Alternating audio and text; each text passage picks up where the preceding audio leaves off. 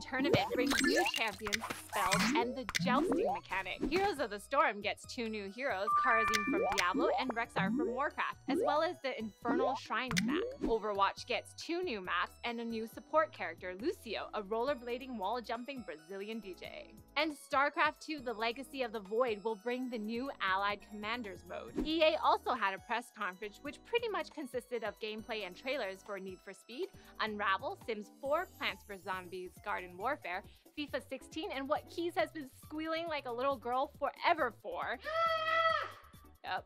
Battlefront's Fighter Squadron mode and Mirror's Edge. Also, Koei Tecmo Games announced that they're working on an Attack on Titan game for PS3, PS4, and Vita that might actually not be the worst. News sources for all of today's stories can be found in the forum linked in the description. Taco Cat. Taco Cat. Oh man, you're such a nerd. Hey, it's cool. Nerds are cool nowadays. Embrace your inner nerd with Loot Crate. Loot Crate delivers a monthly box of the best gaming, geek, and pop culture gear for a fraction of what it's worth. This month's theme is Villains 2. It's the sequel to the Villains box. This time around, there's epic items from Marvel, an exclusive DC figure, and more. So head over to lootcrate.com/NCIX and use promo code NCIX for a 10% discount. Click here or in the link below for details. Alright, that's it for Netlink Daily, guys. Thanks for watching. Don't forget to like and subscribe for more. Follow us on Twitter, don't ya? Over here.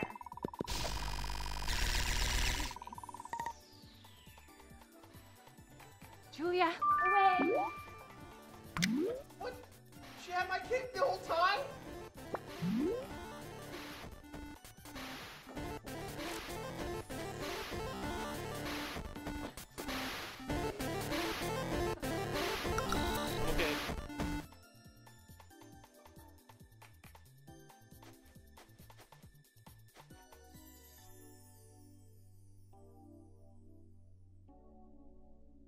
Hi there! If you didn't know, this is Netlink Daily, a quick show about all the most recent news in technology, gaming, and generally nerdy things related to PCs. Just warning you, things might get a little weird. Although the fact that you're not wearing any pants is not helping, frankly.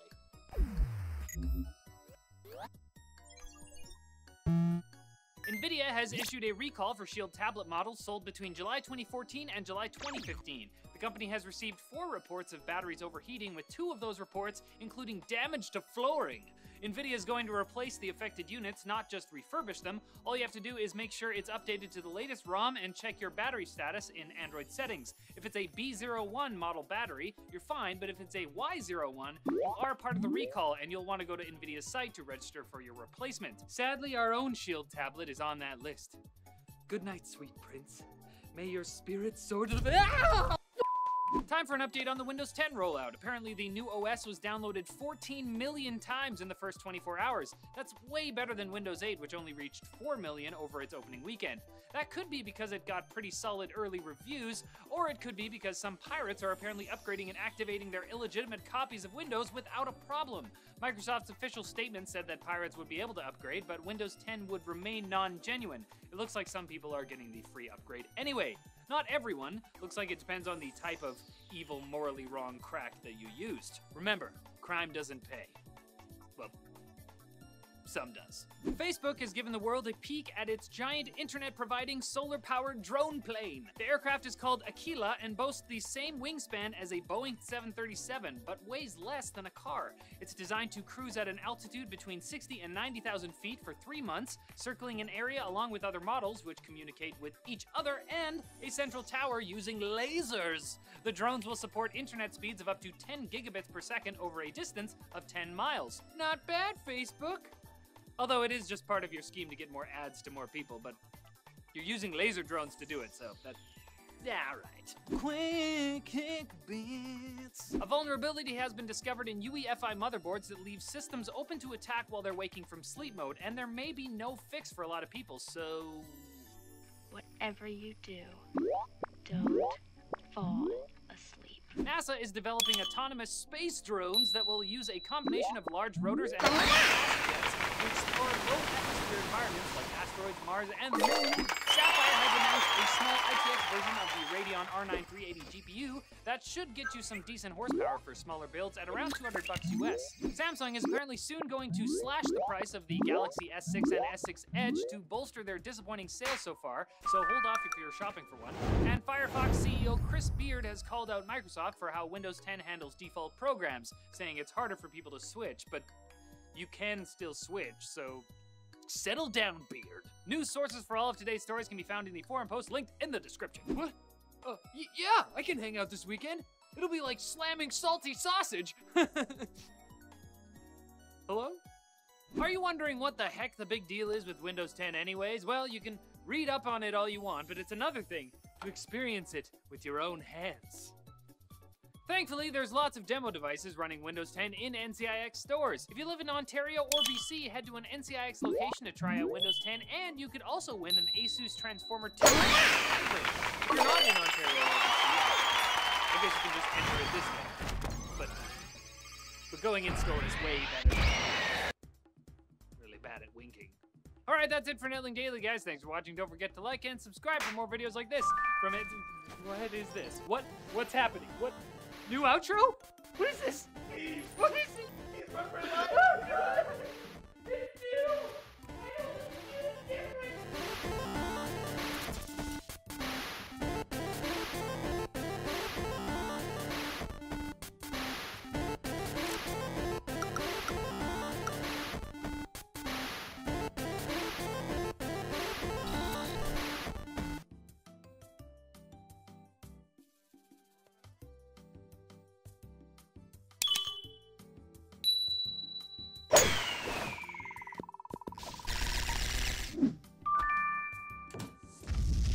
Hey gang, it's Will from Tested. And it's Norm from Tested. Norman Chan, it's Windows 10 Day. Happy Windows 10 Day. We've all got it, it's free, it's there. Or is it?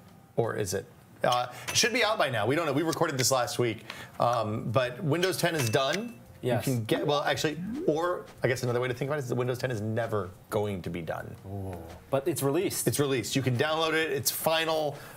They've been doing beta testing since like last October. Yeah. So this should be the best tested version of Windows. And the promise is something near, as a Windows user, near and dear to me. The combination of Windows 7's excellent desktop, good performance, lightweight, all that stuff, and then the tablet-friendly, touch-friendly stuff that they introduced in Windows 8, kind of at the expense of the traditional desktop user. It's now all unified. Best of both worlds. Best of both worlds. That's the hope. That's the promise. That's what they're claiming. So right now, the build we're using is part of the Insiders programs. The latest update It's the final update for the pre-release Insiders program. Build 10.240. 10.240, I believe, is what this one is. If you load up the screen, it's a new enough build. It doesn't have usually there's a little date at the lower right-hand corner here. Look at that wallpaper. That says this was released on this date, and here you go. None of that. I think this is still the Insider wallpaper, though. So the Insider program is something new. In the past, Windows 7, there was a beta. That was announced at CES. Insider is more of like a active beta. Lots of updates, engaged users, tons of feedback. Lots of tools that you can use to give feedback back. In fact, actually, it would prompt you and say, if you hadn't given feedback in a while, it would prompt you on the login screen and say, hey, we can't make this better if you don't help. It's kind of a combination of the old beta programs and TechNet, which used to be something that like IT folks would pay a certain amount of money to every year in order to get access to everything that Microsoft makes. They've gotten rid of TechNet, so this is closer to the TechNet betas than the public betas were. And tons of telemetry. Tons of telemetry. UI telemetry, everything. If you're in the Insider program, what you're doing in the early versions of Windows 10 was all sent back to Microsoft. They know how much of a certain part of the UI you use, where the mouse is going, and that's to inform, and that has informed how they have designed Windows 10 a bit. Yeah, so the TLDR on Windows 10, I've been using it off and on for about 6 months, and then really, really hard for the last week, let's say. It's good. Like, they've fixed a lot of the problems. Obviously, the total coverage of different hardware in the Windows ecosystem is infinite, basically. So, your particular system may have problems. On the 2 laptops that I've tested it on, it's been really, really phenomenal, and seems at least as fast and faster in some stuff than Windows 8. Plus, they've added a bunch of new features that are actually quite good this time, as opposed to a kind of a detriment on so the last you're coming round. to it from a Windows 8.1 perspective. Yes. Neither of us were stayed on the Windows 7 for forever. A lot of people out there used Windows 7 really hard for the 3 years that Windows 7 was the OS to use. But we made the upgrade to Windows 8, the upgrade, and now we're on Windows 10 now. A lot of people are still on Windows 7, and I think those are the people Microsoft really want to convert over to Windows 10. So the first thing to get out of the way is the price. It's really good if you have a legal copy of Windows 7 or Windows 8. It's free. You have been harassed for the last 2 or 3 months with a little thing in your system tray that says, hey, do you want to get Windows 10? Just click here and reserve your place. They're going to roll out those upgrades based on the hardware in your system. So they're being really smart about it. They're looking at the hardware in your system. They're comparing it to known good hardware from the Insider program. And they're bringing you online as the drivers for your hardware become available for Windows 10. And Microsoft has refused to say how long this will take, how long it will take to update. But they can ramp it up. They can flip a switch and say, updates are going smoothly, the driver system is going well, so we're just going to extend it to more people, but it's not first come, first serve. It is purely based on compatibility. And if you don't have Windows 10 today, if you don't have the option to upgrade today, it's okay. Like upgrading on the first day something's released, not always a great idea. So can you roll back? Hang back, wait. If it doesn't go well for you, you can roll back, assuming it doesn't go catastrophically bad. But they were very, very clear on that. Look, this isn't a permanent thing. If you install it and don't like it or have problems, you should be able to roll back to Windows 8 or Windows 7. And when we say free, that's not to say that OEMs don't have to pay for it. Microsoft will still sell a copy of Windows 10 if you want to buy it on a USB key from them directly. If you don't want to do an upgrade path. As of right now, I don't know for people who, for example, have pirated copies of Windows 10, how that will work for them, whether they'll get a key. They've been offered updates, but no support. So it seems like they're going to have to buy a key. They're going to keep getting security updates if they install Windows 10. They'll get the option to do the upgrade to Windows 10, but they won't have a legally, like an activated version. Now, there's an interesting loophole. They're going to continue the Insider program going forward. And if you sign up for the Insider program and don't have a legal copy, you'll have a legal copy by participating in the Insider program. So you're trading your telemetry and your time for access to the new version of Windows legally, which I think seems pretty fair. All right, so enough talking about Windows. Let's show people Windows 10. Get back to that desktop and start with the UI. You said it's the best of both worlds.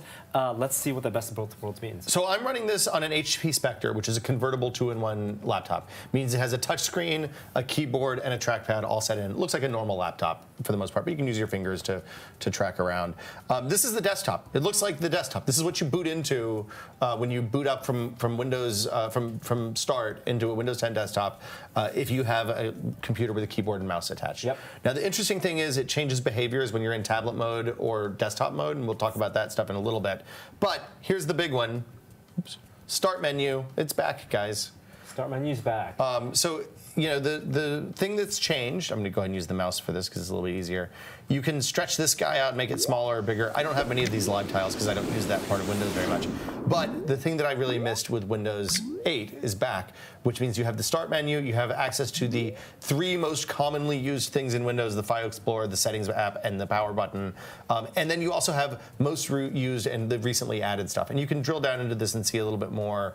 So it'll give you a little bit more detail, and you can see, okay, here are the most recently added, and then here's my alphabetical list of applications, just like that. Like, that's really good. It really is a hybrid. If you look at it, the left side is what's essentially the Windows 7 start menu. You click that again.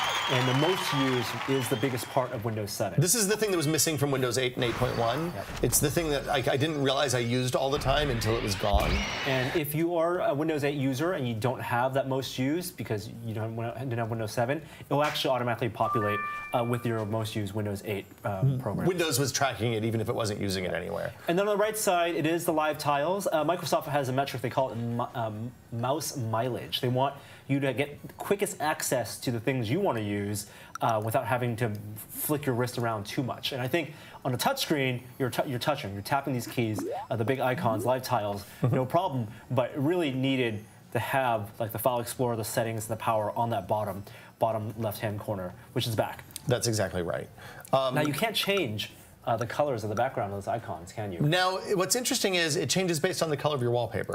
So if I go here and go to personalize, and change to, let's say, That one. yeah, ready black one, then see the highlight color changes from blue to green. Oh, it's a theme. So it does this automatically. I think you can probably change this to not do this automatically.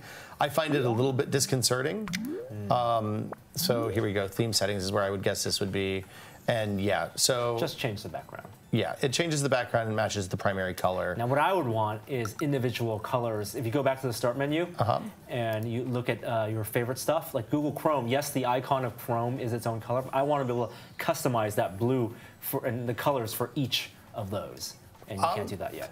Yeah, I don't think they're ever going to let you do that. I think they want to have a common visual language. Yeah, I find it really weird because stuff like OneNote and Xbox and even the News app, for no apparent reason, have different color backgrounds. So they let you specify that when you're setting up the app. That just seems like if you don't specify, you use the default color. So obviously you have your Chrome and your browser and your traditional x86 apps. What happens when you open something like that News app or the like Photos Mail? app? Anything that's a modern, quote-unquote, modern style application. A couple of other things about the start menu.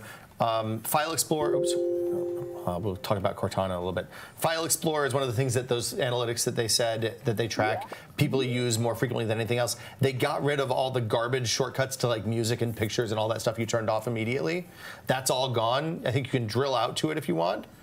But it goes to your pinned places and your most frequently used places by default, which is incredibly useful. It takes you straight to the thing that you normally have to click and open File Explorer and then go over to your favorites menu on the left. And get pins on things like Google Chrome and Steam as well. Yeah, you can pin anything. You can pin stuff. I'm going to push and hold. You can pin it to the taskbar. You can pin it to the start menu.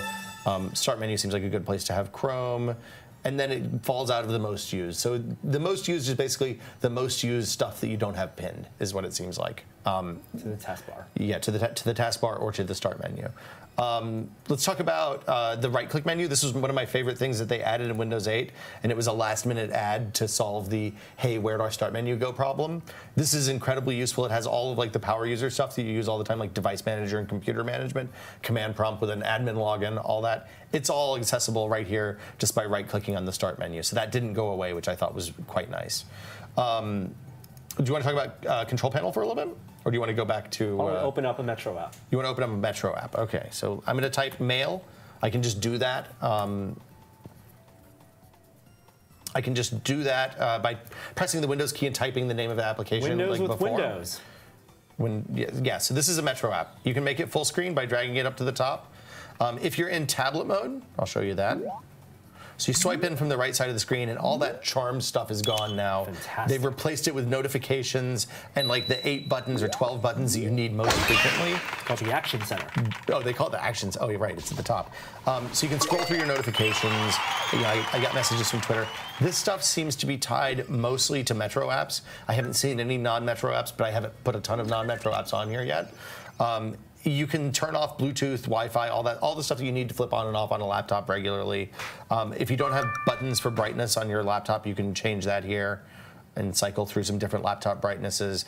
But the tablet mode switch is what we're going to talk about right now. So this, you'll notice, when we went into tablet mode, the top bar went away. The title bar at the top of the screen went away.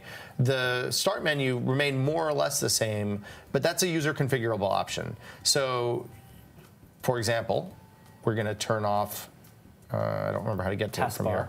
Right, the taskbar you can turn off. You can, right now it's in a simplified mode. If we switch back, you'll see. So like the Cortana prompt went away, the buttons got a little bit smaller. When you go back, they'll get bigger again, and it gets a little easier to click on them. You can have a taskbar that gets rid of the running applications entirely, so it behaves more like an iPad or a traditional Android tablet.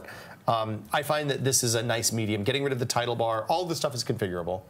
Getting rid of the title bar, but leaving the taskbar made it more like a real computer when I'm using it in tablet mode. Which and this tablet mode, while right now you're activating it by tapping that icon, it will, on convertibles, automatically switch back and forth or give you a prompt when you remove a keyboard or flip a keyboard all the way around for some of those convertibles. Yeah, so when you flip this, it's usually based on the hinge, or in the Surface's case, when the keyboard's plugged in. And you can set it to always switch, never switch, don't ask me, don't switch, don't ask me, and always switch. It basically gives you everything you need, and you can also change whether you go to tablet, desktop, or whatever was last. Now, can you move the taskbar to the left or right side of the screen on like a 16:9 tablet? I don't know. change that orientation. Let me switch out of tablet mode right now, because I bet that's a not tablet mode thing. Lock the taskbar. Yeah. There you go. So you can get crazy if you want. I like it. What happens if you put it on the left side and then open the start menu? Change the way you use Windows. Actually, that looks like a life hack right there. Yep. You can also do things. Let's see. Where's my taskbar setting? Now you're in Control Panel right now. This is the Control Panel. As you navigate it, I'm going to explain. Control Panel in Windows 8 was a real source of consternation because they are the two separate control panels. A kind of traditional Windows 7-based control panel that gave you access to things like all these detailed settings, and then a modern app-style full-screen control panel that omitted or duplicated a lot of that functionality. Now it's all in one place. Still, it's a little redesign with bigger icons than the old school control panel, but you actually have access to everything now. And you can search. So I want to find out about taskbar settings. Let's see, here we go. So yeah, so I can go here and change my tablet mode settings. So when I go back into tablet mode, all of the running apps move and you just have a full screen experience. Yep. So if I want to alt-tab or multitask, whatever, I have to use the task switcher by swiping in from the left side of the trackpad or the home button, or using alt-tab. You're casually doing things now also that people who were on Windows 7 might not notice, such as the split screens snapping. Yeah, so this is one of my favorite features of Windows 8. This is, like, if we want to get down to it, the reasons I kept using Windows 8, even though I didn't like the start menu metaphor and some of the other stuff that they did, is the snapping. So, for example, I'm going to drag the window to the edge here, and it just automatically snaps on the left side. You can do that with quarter windows too. It's less. Just use the mouse. It's less effective with this size screen than it is on, say, a 30-inch panel or a great big widescreen. But you can do up to 4 corners now. Halves, corners, or full window. Much better than that old, like, 240 pixel 1/3 screen thing happening in Windows RT. Yeah, and yes, that's a good point. When you add things like mail, then you can do. You have much more room to wiggle. So the mail thing will slide from full screen to something that's more akin to a phone to just a kind of phone type view. It's responsive. It is very responsive, and these work the way I would expect them to work.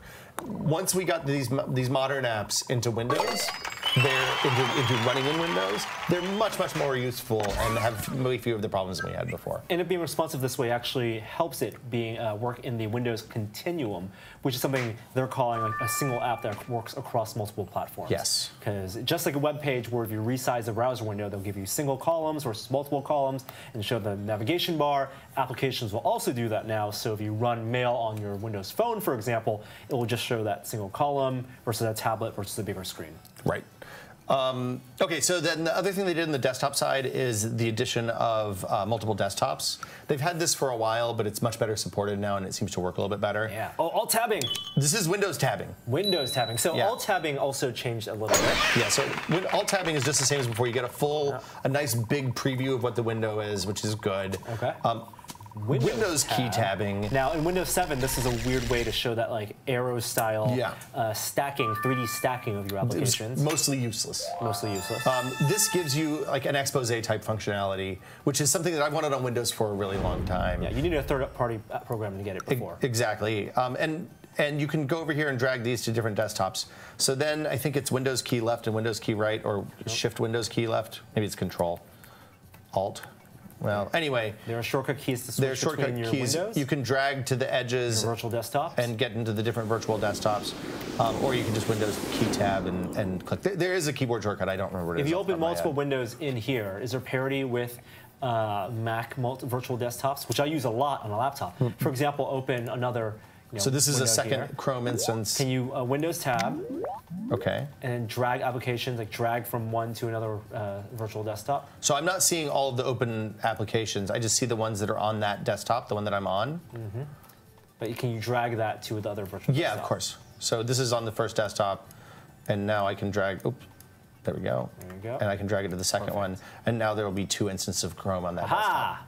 It's pretty good, and I think even when you close the, no, it doesn't get rid of the desktop, but you can close it and kill it easily.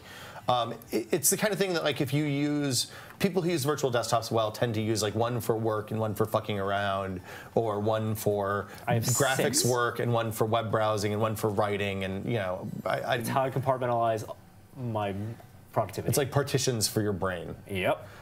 So I think that's really good. They also have adjusted so it's smarter about how it handles multi-monitor stuff. We obviously can't show that right now, and I haven't been able to test that, but the demos that they showed that look really promising. Okay, so we talked about notification area, the shortcuts. The action center. The action center. Which you can swipe in from the side of your trackpad also. So let's talk about the trackpad thing. A lot of the new features that have to do with the trackpad require this thing called a precision trackpad driver. On this particular computer, which is, again, an HP Spectre, you don't have the appropriate driver. They're using the Synaptics SM Bus touchpad driver, which is Synaptics basically gives you two options. Oh, wow, this is the old control panel. I didn't realize you could still get to this. So that was just right-clicking on the desktop. That's interesting. If you swipe in over here, you go to settings. It seems like all of the stuff that you need is in the modern settings app now, just for what it's worth. When you go over to the mouse and keyboard, I can go to the mouse and touchpad. If you have a precision touchpad driver, like on the Surface Pro 3, then you get a whole bunch of settings here that have to do with the gestures that are now built into Windows. Yeah. Because I'm using the Synaptics driver on this thing, and I haven't been able to figure out how to change it, you have to go through and manually set up all of the stuff that you used to, and it doesn't quite have parity. So I can swipe in from the side and trigger Cortana, but I can swipe in from the other side and trigger the Alt tabbing. I thought I could. There we go. Yeah. But like, it's unpredictable what works and what doesn't. I'm just so glad they made Alt tab the default swipe in from the left. It's not actually the Alt tab; it's the Windows tab. But yeah. Yes, as opposed to that column of the list of your recent applications. Yes, so this is a much more useful view, especially like when you're on a desktop and you have 25 windows open and you want to be able to see what you have open. Like, these big thumbnails are really useful and good. It's what I use in the Surface Pro all the time. All right, so we've alluded to it for a long time now, but search and Cortana. Yeah, one and the same. Yeah, so, you know, in the old days, you could press the Windows key and type, you know, Chrome, and it would launch, and press enter, and it'll launch your Chrome app. This is the baseline for search. You can also do file search for files on the local machine. But the new thing is that they've added a Siri or Google Now style assistant. They call it Cortana. She's the Halo guy's assistant in Halo video games. And you can Master Chief. I know who he is. His name's John. Okay, he has a name, Norm. But you can say, "Hey Cortana. Hey Cortana. What do you think the Giants' chance of making the World Series is this year?" And it'll go to a Google result. So it has information about you. If you want to get a result, like about your calendar or your mail, can you do that? Yeah, so it has a Google Now style list of all the things that it thinks you're interested in. I've just been using this Cortana on this machine for a couple of days. It keeps a lot of stuff local versus the cloud, which I know. So it also builds in Google. People feel good about it. Their Google Now basic functionality. Yeah. So it's looking at, like, the TS podcast is the tested podcast appointment that's standing for tomorrow at 11 o'clock. After that, it knows that I like the Giants because I've searched for Giants and I have Giants tickets in my mail. It's looking at the mail on your local machine, it seems like. So it goes into the mail app and can see when I have things like trips coming up or packages that have been shipped and know when that stuff is coming. And these are cards. Like, you can see the delineation between the information. They're the cards, and you click the three dots on the top corner of the card. That lets me control the settings, I believe. Yep. So it also does a lot of the stuff that you've become accustomed to from Siri and Google Now. Commands. Yeah, so you can say something like, you can leave a reminder that has geofencing on it. So I can say, Cortana, hey Cortana, hey Cortana, when I leave work tonight, remind me not to forget the stuff for Norm. Really likes to call you Norma. Remind you not to forget the stuff for Norma when you leave work. Okay, it's not perfect, but that's probably enough for me to. Yes, that's right. It's kind of smart and has information about you. I'll remind you. obviously. What's interesting is it stores all that information about you in what Microsoft calls Cortana's notebook. This is the thing I like. You know, when they explain these features, they always have a little story to tell. And on this one, they said, oh, we brought in a bunch of personal assistants from high-powered Hollywood executives and tech executives, and we found out all the stuff that they did in common. Now, that's great. But the upshot is, Cortana, if you look at the notebook, you know everything that she knows about you, and if she has something wrong, you can correct it, which is kind of hard to do with Google Now and Siri in some cases. So, for example, these are the places I like to eat and drink. I like casual food. I like kid-friendly food. Perfect. I like to go out occasionally, and I like... What's your cuisine preference? Cuisine preference is Japanese. I never get to eat sushi anymore. So yeah, you can do that for tons of topics. You can give her preferences, and I'm calling her because I feel like she's a person already. You can give her rules about when she gives traffic updates, whether it seems like you can be granular about whether you drive to work on the train and then take cabs to appointments, all that kind of stuff. You can tell her the kind of movies you're interested in and what theaters you like to go to. You know, there's tons of choices. You can get weather for places that you maybe don't normally go, and you can specify the units, so you're not stuck with Celsius like on other stuff. And there are connected accounts. You can connect to. I don't know if you want to click it for your. Yeah, no. So the connected accounts, it was weird. I expected to see my Gmail accounts set up here from my mail and calendar app, and they didn't pop up yet. It's possible that something's not right on the server side of this yet, but I didn't. I expected to see more of my accounts showing up. It seems to still be looking in my mail though, so. Maybe you don't have to do that, and you can specify things like what your home address is, your favorite places. So if you always go to your kid's daycare on the way to school, on the way to work, then you can put that in, and it'll give you the travel time for that, so you make sure you leave on time to get to work. Yeah, which is pretty clever. How it parses, I mean, it seems like it does a good job at parsing language and reading your dictation. But if you ask a question, for example, like, you know, when is my anniversary versus what is my anniversary? The common parlance, people just say, what is my anniversary? And would that work for Cortana? I don't know, let's find out. Hey Cortana, what's my anniversary? Nope. Yeah. Hey Cortana, when is my anniversary? I'm not finding anything called anniversary.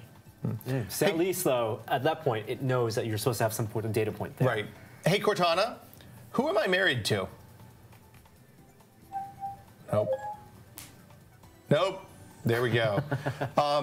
So, like, there's still a way to go. It seems like the recognition speed is pretty good. I feel like this is a thing that I'm going to have to really use for a couple of months before I have a pretty good idea of whether it's as good as, say, Google Now, or if it's closer to Siri and on the less useful side. But the voice dictation is as good as Google's, it seems like, on a first pass. Yeah, so. And it taps into, of course, Microsoft's Bing service. Yeah. And they have relationships with Yelp and other services. So one thing that's interesting is it did let me, I can go into settings and it let me configure it so that it only responds to me. I read 8 sentences and it trained based on that. So theoretically, you should be able to say the magic word. Hey Cortana. Hey Cortana. Oh, so that was my best. That was my best Will impression right there. That was your best Will Smith. Okay. So. Hey Cortana. Hey Cortana. No, one shot. But like all the other stuff that relies on a keyword to say, hey, start listening, if you put that keyword in the middle of a sentence, which is what I was doing earlier, it's not going to work very well. You have to stop and then, hey, Cortana, what do you think about the weather this afternoon? The forecast shows sun with a high of 68 and a low of 62. 10% chance of rain at 4 a.m. Woo. Say goodbye to that drought. All right, so Cortana is a big part of Windows 10, obviously. The UI change with the start menu, virtual desktops, windowed modern apps, big change. But they've also got rid of Internet Explorer. Yeah, you know, I realized we didn't talk about the start screen. It's still there if you're in tablet mode. Yeah, don't use the start screen. That's the takeaway. They did change a couple of things. You can oops. You can now see the most recently used, and you have the same stuff on the start menu. So it has parity to start menu, which is nice. But you asked about Internet Explorer.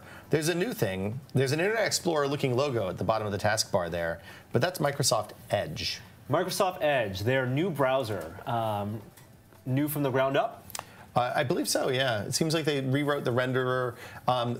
As far as I know, the verdict is still out as to whether this is a more rules-compliant renderer in the world of WebKit renderers and Chrome and all that stuff. Does it at least get tested right? It seems to work when I go to tested. Let's see. I think everything's still square. I think we see it as Windows 10. Yeah. Everything's still And it's got some. Oh no, the font's popped in eventually. Ah, there it goes. But yeah, all the edges are still square. It looks a little bit better, and I think video works a little bit better. All right. So Edge. Features. There's features and performance. Two things. Let's talk about some of the features that Microsoft really wanted to highlight. This is a neat one. Annotation is something that some other browsers have had for a while, but like I can highlight stuff on a page, and then I can draw. I can erase. I can erase my highlighting. I can circle, and I can go. Let's find some. Oops. Let me move back down here. And if you were on, a PC with a stylus, then this would be easier. And if, like, OneNote, that's just, you can save this, export it as a JPEG. It'll save as a JPEG, yeah. I was looking for a picture of somebody's face that I can deface. But yeah, you can draw mustaches on people, send it to them. And it will open for anybody who doesn't, whether they have Windows 10 or not, just sends a JPEG or an image. Yep. It has a reading mode now. So if I want to go into a longer article, is it loading? Yeah. One of the things that Internet Explorer has always done that I really like is the load everything at once. I don't think it's going to work on reading mode with us. Oh, there it goes. So it'll give you a no ads, no frame, just text version of the thing. It seems like that, if you look at the rendering on the scrolling, it's really nice and smooth, especially when you're using the touchpad. Pinch to zoom? Pinch to zoom works. All right. So speed, you ran a couple benchmarks. Yeah, I ran a couple of JavaScript benchmarks mostly. So we tried Octane and SunSpider. Those are the two predominant JavaScript benchmarks. SunSpider Edge absolutely decimated Chrome. Destroyed it. Like 150 milliseconds to almost 300 milliseconds. Octane, seemingly no difference in performance. And that's also a Google benchmark. It is a Google benchmark. Now, Edge is not feature complete yet. There are no extensions right now. And if you go into Edge, for example, you can't do some things that you normally would expect from a browser. For example, right-clicking a link. Yep. No save as, save target as. It's only those two things. It's way closer to a tablet browser than a desktop browser is the thing that I realized pretty quickly, which is why I almost immediately stopped using it. Yeah. You can't drag and drop. You can't do any of that stuff. I mean, it does. You can make it multiple sizes, which is nice. I feel like it's a good start. I don't think that there's enough there yet for me to switch from Chrome or Safari or whatever browser They emphasize speed.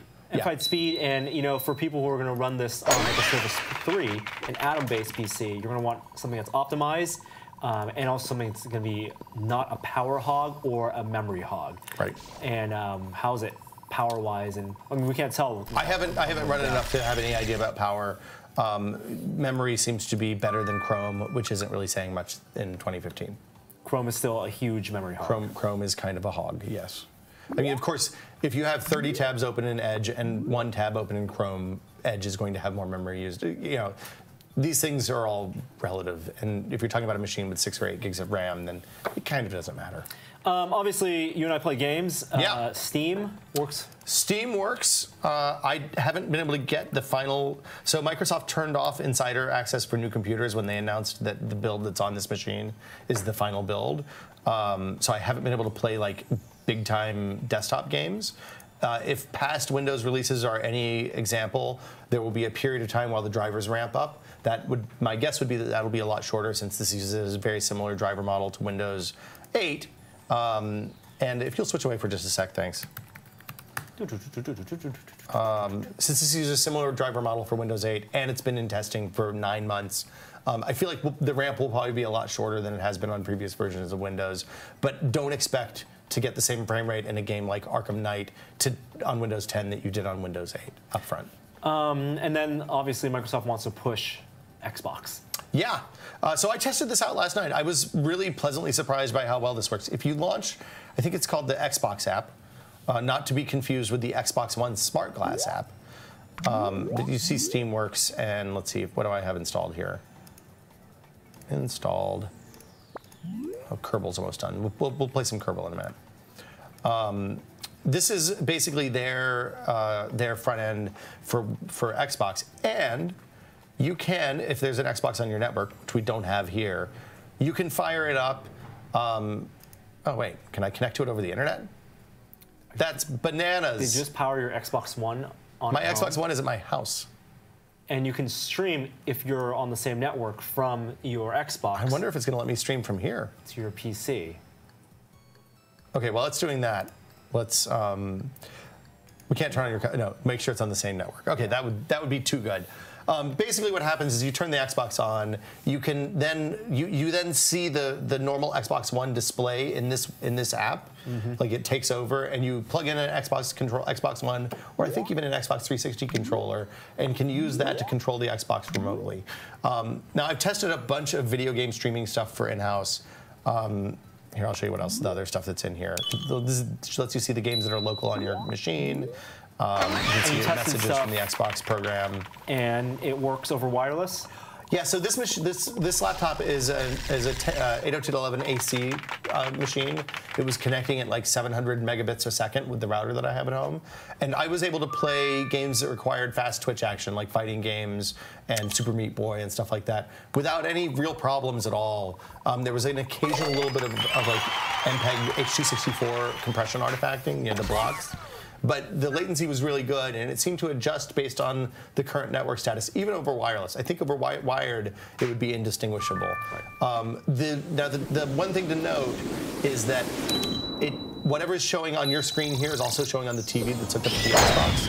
So if you think you're going to be clever and be able to do things like have somebody in one room watching TV through the Xbox or HBO Go or Plex or something like that, and then you play a game in the other room, that's not going to work. It hijacks the Xbox. Yeah, it hijacks the Xbox. It's got to switch inputs and plug something else into the TV. It's funny because actually this feature punishes anybody who has their cable box running through the Xbox, because it means that all of a sudden you can't watch TV and play Xbox at the same time, which I think is probably a mistake on Microsoft's part, although I don't know how the hardware would handle that. Will it work the other way? You cannot stream from the Windows 10 PC to the Xbox as of yet. As of yet. Yeah. They have not made any statements that that was a thing that was coming. There is mouse and keyboard support. There is mouse and keyboard support. And that's basically it. That's Windows 10. It's honestly, not that big of a difference. It feels like this is like Windows 8.2. This is what Windows 8 should have been. Like if they hadn't whiffed Windows 8 initially, this is what if they wanted to make an OS that was good for tablet users and desktop users, it should have been more like this than what they actually shipped. I feel like with this OS, I suddenly feel the promise of the touchscreen laptops in a way that I was always kind of disappointed by Windows 8. You know? Yeah, and I love having a touchscreen on a laptop. Yeah, like Plugging in from the left and right. It becomes really natural. Scrolling, pinch and zoom complements that keyboard and mouse use really well. And the thing I love is this one, where you flip it over. So you're sitting in bed, you're sitting on the couch or something like that. It's like there's a laptop stand built in. It flips over automatically when it's not plugged into video capture. And will there be a Windows 11? They said no. They're saying that this is the last version of Windows. This is it. So there's a couple of things that we need to talk about in terms of features and housekeeping for Windows 10. It all sounds good so far. Yeah, they're going to update this quarterly is the unofficial word on the street, at least, maybe more frequently. The core apps like Mail and Calendar and that stuff are all updated through the store, similar to Android. Different cadence of updates. Right, so they'll come more frequently as needed. But yeah, expect to see 4 big releases for things like support for new hardware, any new features, new features they want to roll out, new OS level features. I would assume enhancements to Cortana will come in those rather than in more frequent updates. Now, there's a catch. Whether you like it or not. You can't turn off auto updating on the consumer versions of Windows. Wow. So I think that's great for people like our parents, right? Like my mom has literally never pressed update on any of the computers she's ever had. It's caused her a lot of problems. I love the idea that her machines will just automatically reboot once a week or once a month when the security patches come out. It also means that if Microsoft messes up and releases something bad, whether it makes machines crash or unstable or whatever, there's no way for you to opt out of it if you realize it before it's too late. You can defer an update. You can defer, But it seems like that is only something you have to keep pressing the button. It's going to give you more and more harassment until you actually say, yes, please install this. Yeah. It also makes that a massive target for nefarious evildoers. Because imagine, Microsoft has a really good record with this. As far as is known, they've never released a malware, anything malware-ish through Windows Update. This makes it a much bigger target, especially if they actually get all 1.5 billion Windows users on Windows 10 as quickly as they're hoping by making it free. So I'm not super keen on that. The precision trackpad thing for Windows, for laptop owners, it seems like that's tied to the firmware of the trackpad in a lot of cases, and the manufacturers aren't necessarily making those firmwares available. The machines that I've used that have the precision trackpad are wonderful. The machines that I've used with the normal trackpad drivers have all the same normal problems that Windows trackpads have, to the point that I have a mouse plugged in here just in case. So, like, they're making steps in the right direction. It seems I'd hoped that the precision trackpad stuff would be part of their signature series Windows laptop program, which is kind of equivalent to like the old Android devices that were sold by Google that were stock Android devices.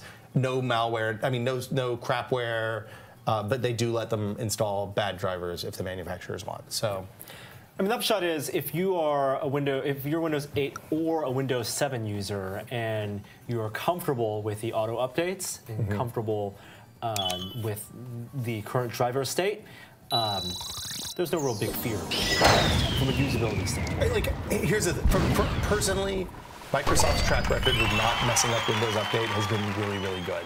They're going to continue the Insider program. It's now a 3-tier release, so they have a fast ring, which is basically people who get updated as soon as a new build is ready. Then a couple of weeks after that, they'll push the build out to the slow ring, which is still before its mainline release, but to people who are a little bit more conservative. And then it's made public for everyone on Windows Update. So it's not like these are untested updates going out. These will go through 2 different levels. They're tracking the hardware in the systems in the Insider program, so they can look at the hardware on your machine, the hardware on the Insider's machines, and say, okay, we've seen this configuration before. This is going to be fine. We'll push that out. And the Cortana stuff, it's not the dog helper. You have to opt into it too. You have to opt into it. You can still use search, local search, to open applications without doing Cortana search. And to search your local hard drive as well. And to search your local hard drive.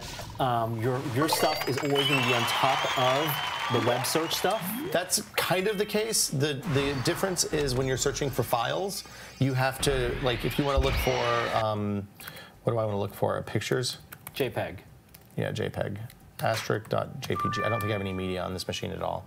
You have to go to My Stuff down in the bottom left. Or search documents. Or search documents, yeah. So, like, that stuff's, oops, and then I tapped out of it, so who knows where that went. And then Cortana will also be on mobile. Yeah, so Cortana's going to be on, well, it's on Windows Phone, obviously. One of the things we kind of alluded to, finally their promise that Metro modern apps will run on desktop and phones the same way seems to be true.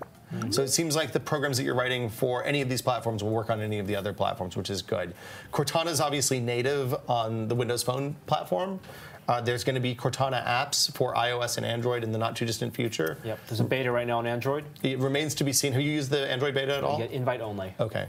It remains to be seen how useful that stuff is going to be. I know like, Google Now on iOS is probably the closest analog. It's still very useful if you don't mind clicking into it, but it isn't omnipresent the way Google Now is on, say, Android. So I would expect something similar with Cortana. And again, the price is right. It's free. It's free. So if you have a legal version of Windows 8 or Windows 7, you can just upgrade. If you don't like it, you can roll back. I would strongly recommend that you back up before you do any kind of OS upgrade on any system ever. And that's pretty much all there is to it. It boots much faster using UEFI than Windows 8 did. Like the performance stuff that came with Windows 8, which was good, is all here. And then they fixed the UI stuff so that it makes sense for desktop users and isn't just a nice thing for tablet users. Like, I think this is the best version of Windows since Windows 7, from what I've seen so far. So, I'm a fan. Yeah. Arrow's back. Oh, yeah, and you can turn Arrow back on. Arrow is back. How do you do that? Do you know? We just found that out the other day. Themes, start, lock screen, theme settings. I don't know how to turn it on. But yeah, it's back. And it syncs all this stuff through the cloud. We didn't even talk about OneDrive and all that stuff. this is a really nice modern OS from Microsoft. I was really pleased with it. So that'll do it for today. Windows 10, it's out right now. You maybe can go get it, maybe not. If you can't, don't freak out. It'll be okay. It'll come eventually. We'll be back next time. See you guys later. Bye. Bye.